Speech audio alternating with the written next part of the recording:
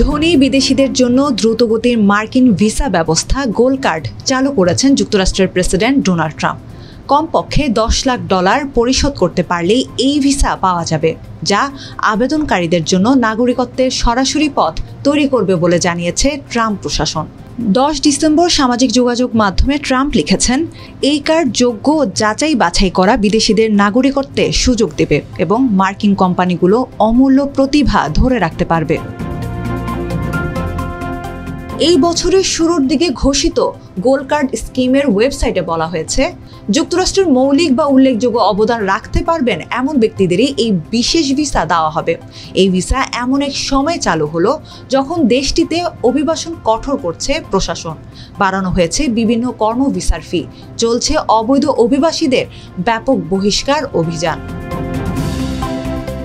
Scheme অনুযায়ী gold card পেতে ব্যক্তিকে $10 লাখ দিতে হবে, যা যুক্তরাষ্ট্রের জন্য তার সম্ভাব্য অবদান হিসেবে বিবেচিত হবে। প্রতিষ্ঠানগুলো যদি কর্মী স্পন্সর করতে চায়, সেক্ষেত্রে তাদের দিতে হবে $20 লাখ। আরও বিলাসবহুল প্লাটিনাম কার্ড যুক্ত করা হবে শীঘ্রই, যার মূল্য $50 লাখ। এতে বাড়তি কর সুবিধাও থাকবে। আবেদনকারীদের $15,000 নন রিফান্ডেবল প্রসেসিং ফিও জমা দিতে হবে। এদিকে ফেব্রুয়ারিতে ঘোষণার পর থেকেই স্কিমটি সমালোচনার মুখে রয়েছে। ডেমোক্রেট দলের নেতারা বলছেন, এটি ধনীদের অনুকূলে তৈরি এবং অভিবাসন ন্যায়সঙ্গত হবে না। ট্রাম্প অবশ্য দাবি করেছেন এটি গ্রিন কার্ডের মতোই, তবে এখানে লক্ষ্য রাখা হচ্ছে উচ্চমানের দক্ষ পেশাজীবীদের।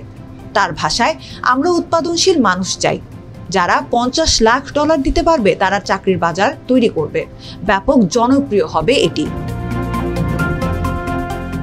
এরই মধ্যে 19টি দেশের নাগরিকদের জন্য অভিবাসন আবেদন স্থগিত করেছে ট্রাম্প প্রশাসন, যেগুলো ট্রাম্পের ভ্রমণ নিষেধাজ্ঞার আওতায় রয়েছে। যে দেশগুলো ট্রাম্পের ভ্রমণ নিষেধাজ্ঞার আওতায় রয়েছে, সেগুলো অধিকাংশই আফ্রিকা ও মধ্যপ্রাচ্যের দেশ। এছাড়া আশ্রয় প্রার্থীদের আবেদনও স্থগিত করে দেওয়া হয়েছে এবং বাইডেন প্রশাসনের আমলে অনুমোদিত হাজারো আবেদন পুনর্বিবেচনা করা হবে। এছাড়া সেপ্টেম্বরে দক্ষ বিদেশি কর্মীদের জন্য H1 ভিসায় $1 লাখ অতিরিক্ত ফি আরোপেরও আদেশ দেন ট্রাম্প। এতে যুক্তরাষ্ট্রে থাকা বিদেশি শিক্ষার্থী ও প্রযুক্তি খাতের কোম্পানিগুলো উদ্বিগ্ন হয়ে পড়ে। পরে হোয়াইট হাউস স্পষ্ট করে জানায়, এই ফি শুধুমাত্র নতুন আবেদনকারীদের ক্ষেত্রে প্রযোজ্য হবে, অর্থাৎ যারা যুক্তরাষ্ট্রের বাইরে অবস্থান করছেন।